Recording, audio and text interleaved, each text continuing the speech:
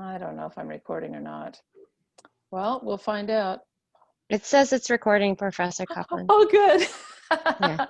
That's good. Okay, the first question Dinarath had is to do with the teaching project. And it was to do with, it sounds like the questions. Is that right? Yeah, for the pre-test, the questions should be based on the objectives. Yes, questions should be based on objectives, but you may or may not want to do a pre-test. So in your situation, you've already told me your topic. So yes, you would want to have some questions because your audience is an adult audience. So you will want to have questions based on the content and sometimes people ask too many questions, I think. So and it depends on your audience. So this is why I'm going to go to the assessment. It's really important that you assess your audience.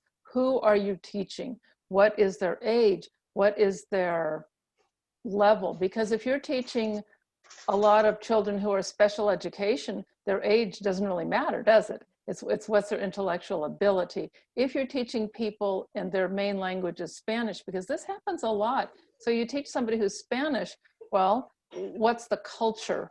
And are your materials translated? Or is your presentation interpreted if you don't speak Spanish? So another thing is with pre-literate people or people who are not used to school. For instance, I worked with refugees a lot. You can't just hand them a pre and post test because it's scary. If say you're an adult and somebody wants to know what you learned and how much you learned, and you aren't used to taking a test, and even if you just have to have a 3-question circle yes or no, it could be very intimidating. So part of a good assessment of who you're going to teach is the need for the learning, but also the traits that you have. So for you, in your case, Dinarath, yes, a pre and post test aligned with your objectives would be just right. And don't ask too many questions. Now, I have had some students do some really great presentations on diabetes, and they have asked a lot of questions, but it made sense considering they were really trying to measure a lot of information they hoped the people got. But it's probably better to contain what you're teaching and not try to teach everything at once, because say you have a person, rarely would you have somebody for an hour. A lot of times your teaching opportunity is 10 or 15 minutes. So don't try to cram more in and then can be absorbed. Does that kind of take care of it? Yeah, and how long should it be, the presentation for a teaching project?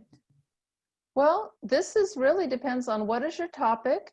And now in your case, I believe that you're going to be preparing a video presentation for school. Yeah, school nurses. School nurses, and you're going to talk about adolescent mental health. Yeah. Is that about right? And the reason I know is I wouldn't know everybody's topic normally when there's 27 or 28 of you just like that, but you and your partner are the first ones to bring up a topic, because the other one is in my clinical class, and so she's been foaming at the mouth and biting the bit to hurry and get everything done. So the two of you are way ahead of most people. So if you're listening to Dinarath talk about something that you're like, wait a minute, what is that? Don't worry about it. Right now, we are hoping just everybody gets a topic in, and then the next thing will be with assessment and questions and how you're going to measure learning. So, all righty. Next. Well, let me just say this while we're on teaching project. The teaching project is a big project. It used to be the main project for this class, but Dean Lesh really wanted us a few years ago to introduce the community assessment and health intervention plan, which really is what community health has gone to in a more formalized way. It's always been about assessing the community, starting with the Windshield survey, like you've already done, assessing a community, what are the resources in the community, how do we work together? It's been more formalized in the past, say, 10 years or so. But the thing about it is, it's fairly new. when we started it, Dean Lesh was hoping that the RN to BSN would sort of pave the way and then move it on to the 4-degree, the pre-licensure program. So whether or not she's still thinking that way, I don't know. And I would say that it's still a relatively new assignment. We're still working some kinks out. So when you do the whole, I'm sorry, I just went from teaching project community health assessment. When you're doing the community health assessment, which I'll park on the shelf for now, we still give a certain amount of leeway. For the teaching project, it's no longer the main one or signature assignment for this class as much. So we've kind of added a big assignment. So we've opened up the teaching project to be a partner project. And depending on your situation and where you're located, I encourage everybody to have at least one partner and perhaps 2 or 3 if you're all at the same site. So the teaching project, if you meet the milestones, each time there is a milestone. So there's a milestone of your topic and then your assessment and moving forward, really, you'll be done by week 6 or 7 and you'll just have the actual doing of the project, which you will film.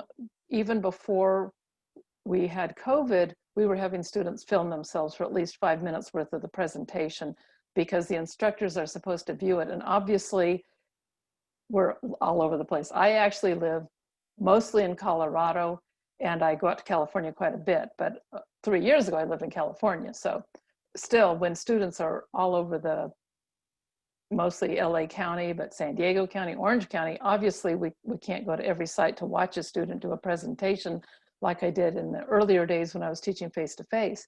So we watch the video anyway, and that's worked out pretty well. And we have you post them to other students, and that has worked out well. So if you progress as recommended on the teaching project, you're not going to get slammed at the end with this big, huge project at the similar time as you have the nurse presentation, the nurse role presentation, and then week 8, the final chip. So any more questions since we were talking about the teaching project about the teaching project? Yes, this is Tiffany Stills. I have a question. I'm sorry, I jumped in kind of late. Oh no, jump in. My question, because I've been kind of confused about the expectations because the teaching project and the chip are almost very similar to me. So is the teaching project a group assignment or is it a single person assignment? You may do it as a single person, but you are more than welcome to work in a group. And I suppose I haven't made that clear enough. You know, when you get these giant syllabi that you all have to read and that we all have to work on, and we're constantly revising them and trying to make more sense out of them. And it's, as I was explaining earlier, it's relatively recently that we've encouraged teaching projects to be a group project if you like. You don't have to, but because we added the chip, the chip was really only added just over a year ago. We added the chip, which is a big group project. We went ahead and expanded the teaching project as well. But my preference for teaching project partnerships are if you're at a site where there's somebody else, that's where to work. And so Dinarath is at the same school as another person, and it's been remote, I know, but those two partnered up very early on because it makes sense. Some people don't really have a site. And so if there's, what I've found after teaching for 5 years is a lot of students already have people they enjoy working with. And I used to be like, oh no, we should break them all apart. And I'm like, you know what, I'm fine with that.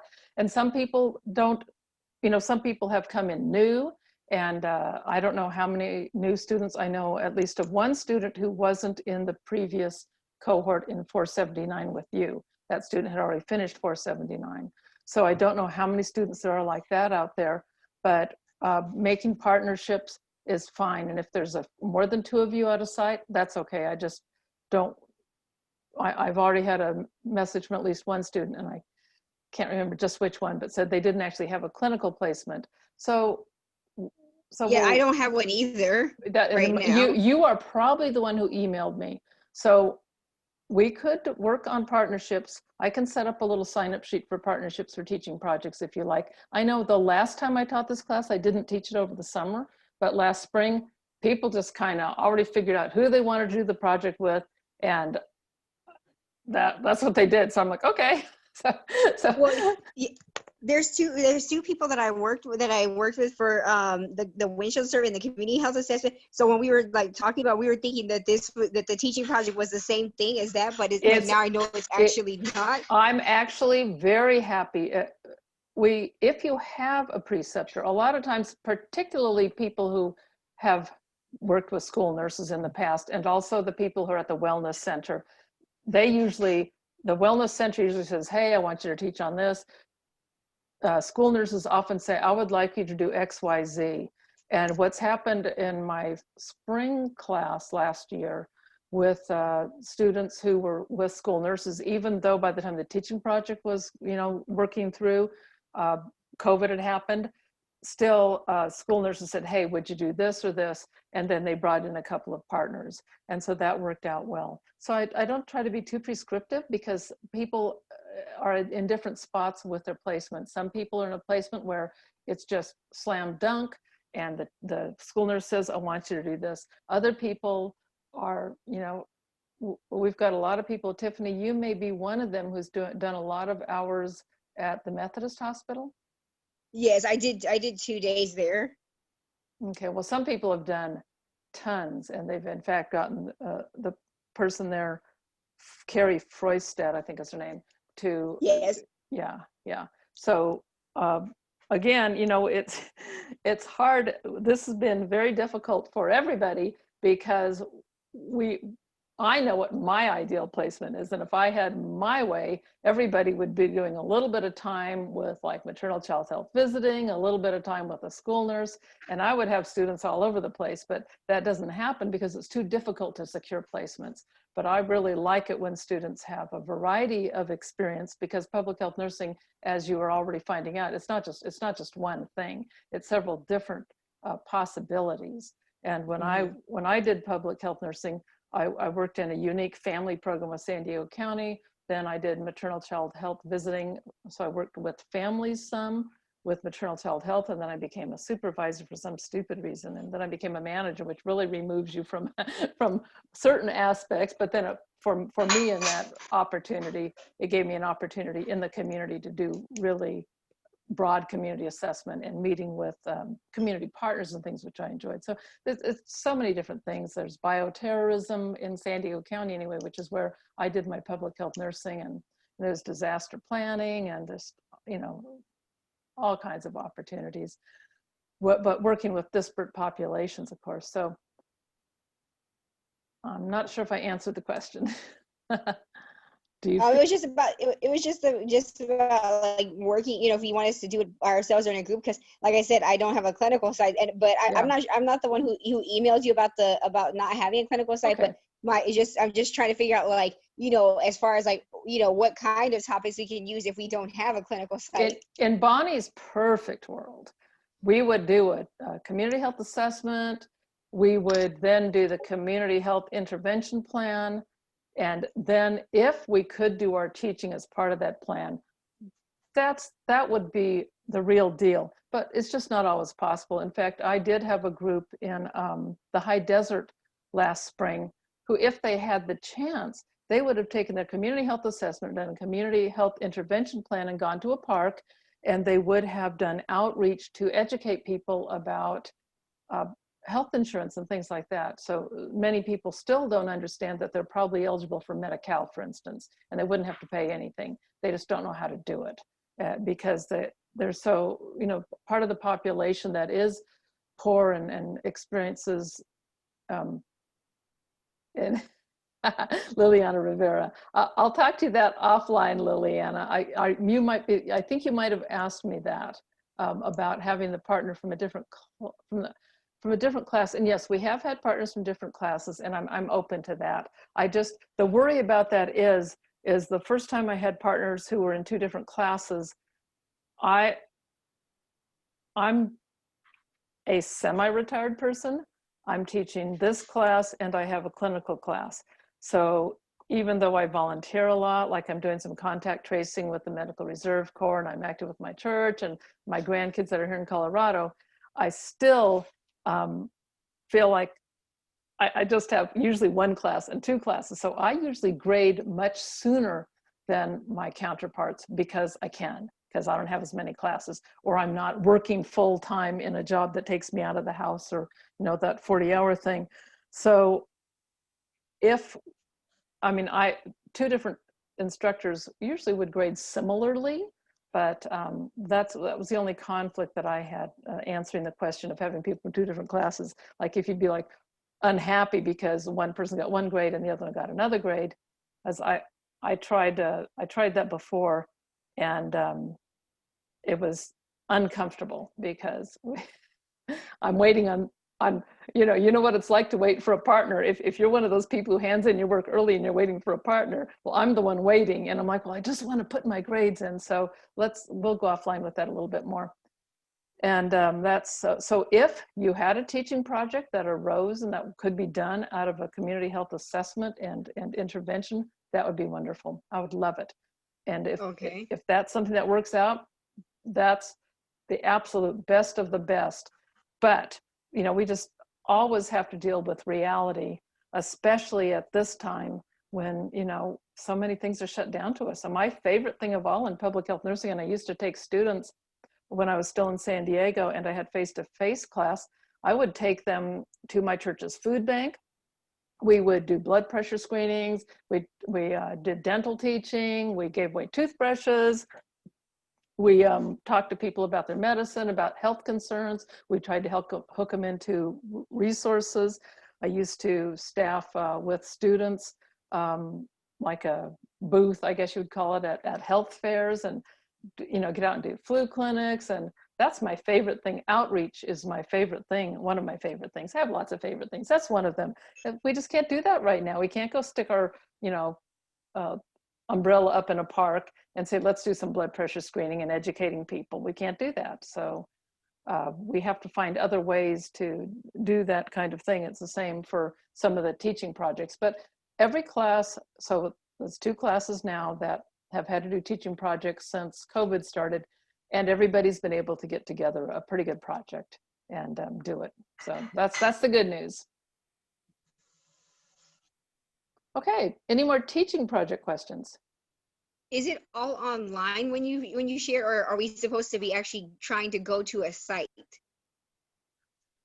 Well, again, it depends. If you have a partner, that's somebody who you can work with, who actually is going to a site and you are also allowed to go, that's face-to-face is always so much better. Because when you think about it, like most of you have shut off your cameras, so I can't see your face. You could be sleeping. You could be eating popcorn like I probably will later, or you could be paying attention, and because you all chose to come and you didn't have to come, probably you're all paying attention. But it's the same thing. When you can't have the eye contact, and you also, if you're intuitive, you read a crowd. It's like when I'm teaching face-to-face, it became different as laptop. I used to make everybody shut their laptop and pay attention, because I felt like they weren't paying attention. But, you know, looking at people's eyes and seeing if they're engaged with you. But I did come to realize that in a brave new world of the way things are these days, sometimes people were like, well, oh, I was just looking up something, or I was adding notes on my, you know, computer. So I had to give that one up. But you get a read from an audience, you can get a sense. And if you see a confused look, you might say, oh, would you like me to repeat that? So that's the benefit of face-to-face, is so much better than a video. And some students last summer, I think, did have a chance to do a little face-to-face, but particularly at the wellness center, I'm thinking, because they had clients that actually came in. But I'm afraid that most people are probably going to end up doing some kind of a video presentation. Okay. Gina, do you have a question? Yeah, I just wanted to ask because my clinical site doesn't have a lot of opportunities to do the teaching project because of the COVID situation. They don't let us interact with the clients. So I know I've spoken to you already for what my plan Mhm. is as far as the Yeah. teaching project, which will be like COVID and breastfeeding. With that, I will be kind of piggybacking on there's a class that I'm sort of like asking a lactation consult that's does classes, breastfeeding classes to the community, and I'm kind of inserting myself into it. But the way they do it is like Zoom, like meetings, Oh, sure. because they don't want just the pregnant moms to be a part of the meetings. They want the dads to, but because of the restrictions, is the Zoom meeting okay? Yes. Oh, absolutely. Okay. Yeah, I would And say a Zoom meeting is even better than just a video for the reason that people can raise their hand and interact. yeah. And then the other thing is who would be my preceptor in that situation, because it's not like a clinical related, like I'm sort of just piggybacking in like I said, it's a Sure. lactation, it's a Well, bunch of lactation consultants that I will be piggybacking on I as would far as say talk to them as your experts and okay. get their feedback, like work up your outline and things like that, and you'll be showing that to me along the way too, and Yeah, show it to them, or at yeah. least the one who's kind of the lead. And it's okay that she's not a nurse, she's a lactation consult. I always think of lactation consultants as being nurses. No, that's fine. It's fine. Oh, okay. She's Okay, an that expert. She's an expert in yeah, because I know lactation. they have to fill up like a evaluation for me, so I wasn't sure if you would accept Yes, the lactation I consult will. as a. Yeah, Okay, yeah. thank you, thank you. Okay. So teaching project, that's good. We're good on that. How about, I think everybody by now should be able to get in and do the nurse role presentations. That shouldn't be any concerns there. All righty. So next, does anybody, the CHIP is still far off, but it's not too soon to start thinking about it or reviewing your community health assessment. And here's the thing, I'm assuming, and again, I've always taught 479 and then 480. So I realize that teaching 480 after somebody else is, I probably have had some assumptions that I need to readdress, because I'm assuming most people who did their child will want to stay in the same group for the CHIP.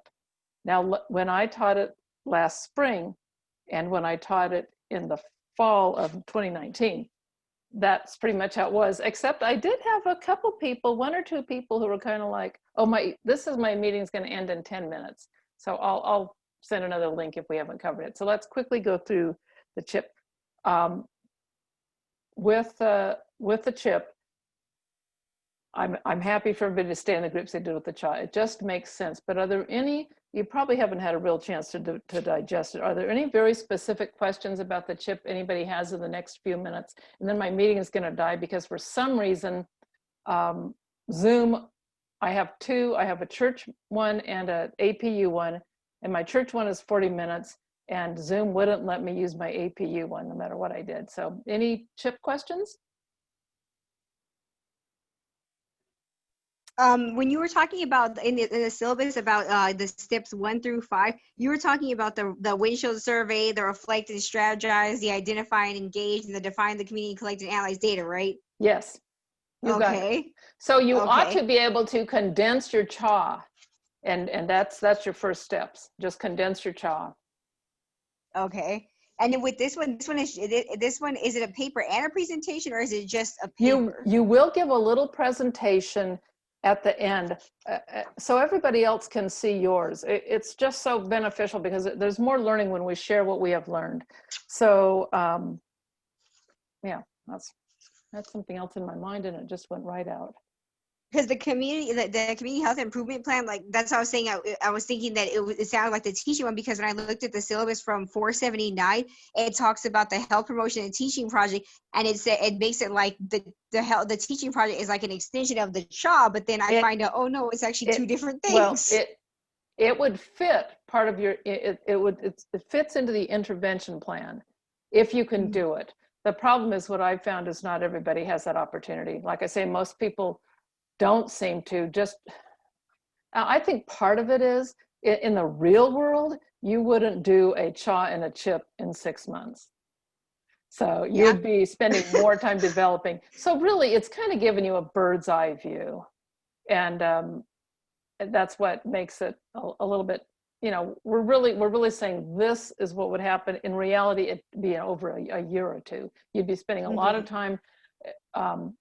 If say working in the public health department, I would already have partners. I wouldn't be saying, who are my partners? I would be making a list of my partners. I'd be saying, we've got the community policing, they're a partner. We've got, you know, the Y is a partner because that's wellness and exercise. We've got the schools, they're a big partner. And there was a big grant some years ago where schools were working on healthy eating and community gardens and farm to fork, things like that. So there's, if you already worked in the health department, you'd already have a list of community partners and you would be adding some, and then you would get those community partners together. That's what they do, and do brainstorming together. But in reality, in your 8 weeks to develop a CHA, you're not going to be able to talk to too many community partners in person because you're also working and going to school, so, and raising children and, you know, participating in life. So yeah, any, and if people want, we can have a closer to CHIP. We could maybe in a couple of weeks when you have more time to think about CHIP, we could have another little Zoom meeting when you'd have more specifics, because right now, of course, the teaching project, I think, is what's occupying people's minds the most. So how's that sound? It's okay. Now, is there any outstanding question? We've got a few minutes left. I can send another link, but if there's no outstanding questions, I will, I believe I'm successfully recording this, I hope, and I'll figure out how to post it as a recording for those who couldn't come, or if you want to kind of look again. Probably you wouldn't want to, but. I have another question regarding teaching project. Uh-huh. I am a little confused about the objectives and the nursing goals. Are the same or different? Well, your objective is to, probably one of your objectives, I'm going to guess, would be to increase the knowledge of school nurses as to resources with mental health for adolescents. So if that's an objective, a nursing's goal would be, your project's objective would be to increase the knowledge of those nurses who are listening or watching your project. So a nursing's goal might be to improve knowledge of interacting with adolescents for mental health, something like that. So yeah, they're quite similar, really. And are we gonna get clinical hours for the teaching project? You can have up to 8 hours. It's generally not considered for the teaching, it's for all the research.